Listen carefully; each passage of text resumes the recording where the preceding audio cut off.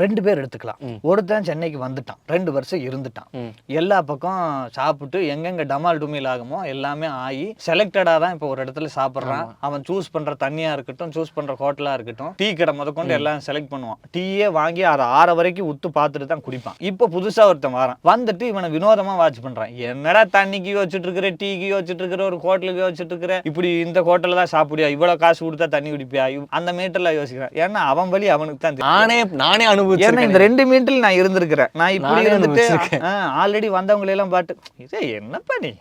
சில பேருக்கு அந்த ஃபுட் பாய்சன்லாம் ஆயிருக்கும். பாய்சனா? ஆமா, பாடியே பாய்சன் ஆயிருச்சுங்க. எனக்கெல்லாம் ஃபர்ஸ்ட் ஒரு 2-3 மாசம் அந்த மாதிரி இருந்துச்சு. அதுக்கப்புறம் பழகிடுச்சு, உடம்பு செட் ஆயிடுச்சு. இந்த சென்னைக்கு தகுந்த மாதிரி மாறிடுச்சு உடம்பு.